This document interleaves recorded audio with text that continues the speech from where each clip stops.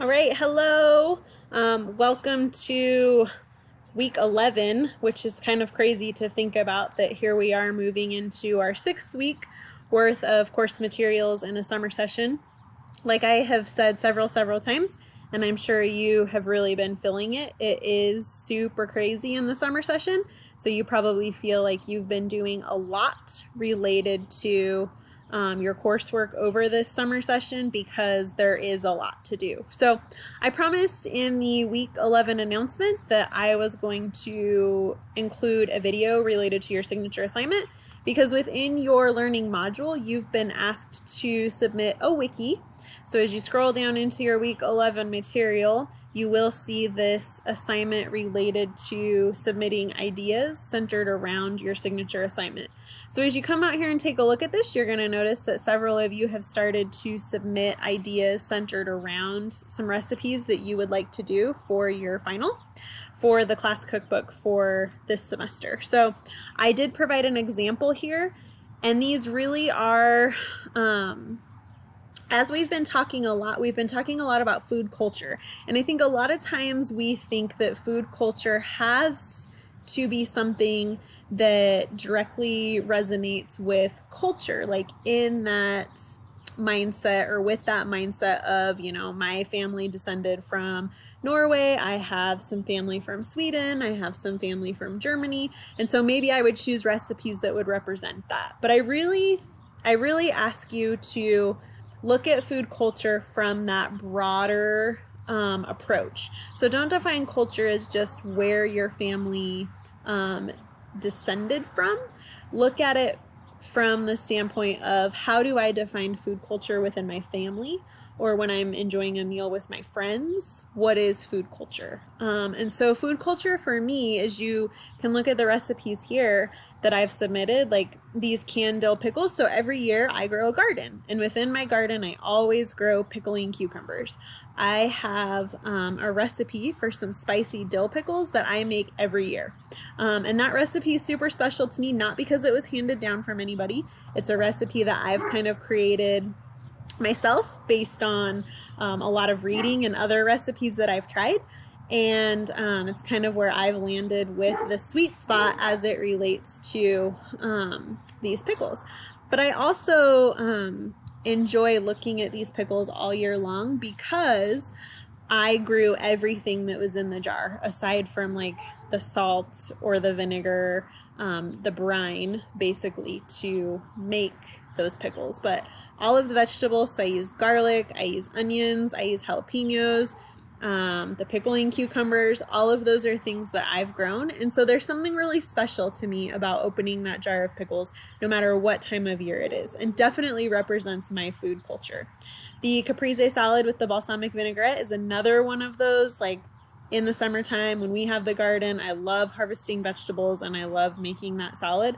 Seriously, if I could eat that salad all year long and just eat that salad, I would be totally fine with it. It's like cheese, basil, tomatoes, like my most favorite things. And then the sauerkraut and turkey is one of those family traditions. So as I think I've mentioned to you all a few times, I've started fermenting a lot of different foods. So I recently just did a lacto ferment on some radishes and made some radish green pesto. And then I've got some sauerkraut going right now. I've got some kombucha going right now. So I've really kind of entered into this like fermentation realm, if you will, in my life. And one of the things that I remember as a kid at Thanksgiving is sauerkraut and turkey. And so it is something that a lot of people think is really weird, but because I have really great memories of it as a kid, it's a recipe that I still make during Thanksgiving because of those fond memories that I have. So think of food culture in that kind of way. Don't narrow yourself to just because my family came from Germany, I'm going to share a recipe about sauerkraut. Or, just because my family came here from Mexico, I'm going to share an enchilada recipe. Certainly, like if that does represent your food culture, I would encourage you to do that, but think more broadly in terms of what does your family enjoy? Is there something that you enjoy preparing with your kids that you want to share with your peers? So you're going to come in here and share some ideas that you have. This doesn't mean that you need to put together your recipe cards now. So this really is to just get you to start thinking about what you want those recipe cards to be. So don't start working on them. Just put some thought into what 3 recipes you want to share.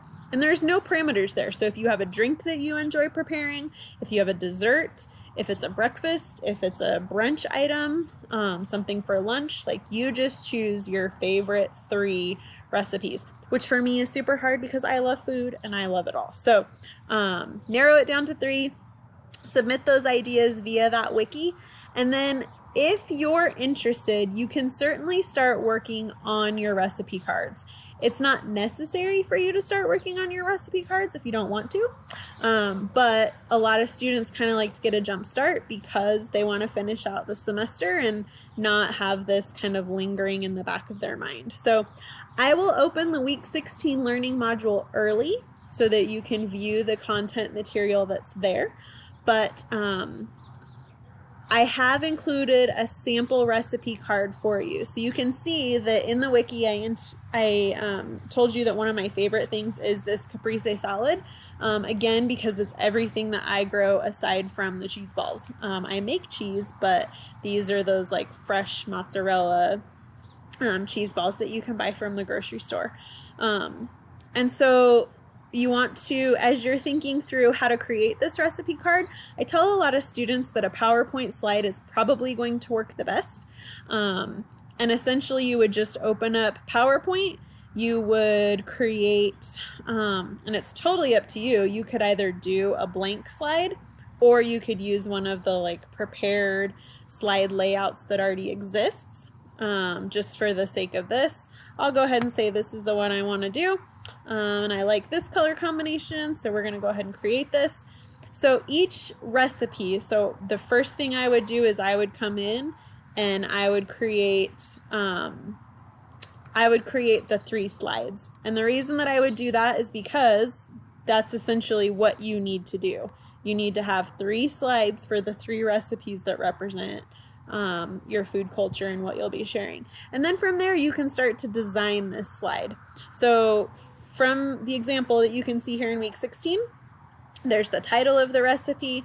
We talk about the ingredients. So obviously we need to know what we need to purchase or grow in order to prepare this recipe.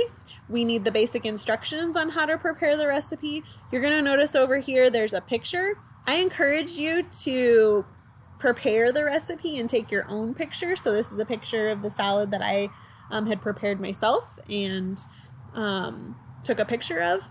You can certainly do that. If it's too much of a burden for you to prepare that recipe, I would encourage you to find a photo online. A photo is worth 1,000 words and certainly draws the reader in and makes them want to prepare that recipe if it looks really tasty. So definitely a photo. If you're going to rob a photo from the internet, make sure that you cite it. So cite your source. Don't just steal somebody else's photo.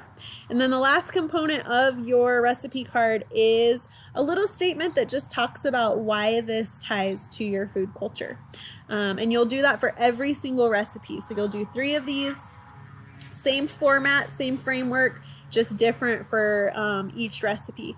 The other thing that you're going to notice that will be available to you within the week 16 learning module is a screenshot of the rubric. So a lot of people like to know, like, how do I maximize the total points for this assignment? So there is a rubric there that talks you through how to get the maximum possible points for your recipe cards. So make sure that you're following those parameters that are outlined there. It is worth 150 points, so it's definitely something that you don't want to blow off. You definitely want to take the time to go out there and do well on that assignment and maximize those 150 points. So essentially what happens is after you've completed your recipe cards, I put together our class cookbook. And so I'm going to kind of scroll through this as I'm just wrapping up some of my final thoughts so you can see what the class cookbook looks like. So you'll remember back in your week 4 learning module, you submitted your bibliography. So your bibliography is a component of the class cookbook. So that is something that I will take and move into the class cookbook. And then essentially what I do is I take each of those recipes and I pull them into one document that I can then share out to the entire class. So it's a nice little keepsake, if you will, from this course, and it's got a lot of really great recipes. So you can see here lots of really great recipes that every student has shared that, again, talk about like, this is the recipe, these are the ingredients, this is how you prepare it, and this is how this recipe ties to my food culture. And so it's really, I've enjoyed it. I've actually made some great recipes that students have shared with me because they are just tasty. Again, you look at the photo and you're like, oh my gosh, that looks so delicious, and I want to prepare that. So that is your signature assignment. Your signature assignment is basically like a final, but your final for your CWID class is to really bring it all together. So we've been talking a lot about food. We've been talking a lot about thinking about where our food comes from and why that matters, and should we care, should we not care, and we've been talking a lot about food culture, and again, I just want to bring back, food culture can mean a lot of things. I would definitely say for the bulk of us, our food culture here in the United States is the Western diet. It's highly processed foods, it's a lot of meat, and so if you want to share that kind of recipe, that's totally fine, because it is definitely representative of our food culture, if that is what you identify with. So with that, if you have questions, comments, concerns, please reach out and let me know. Otherwise, you're more than welcome to start working on your recipe cards. They will be due at the end of the semester. And let me know if you have questions, comments, or concerns, or need any help with any part of it. With that, happy week 11. I can't believe we only have 3 weeks left in the semester. Stay well and be kind to one another.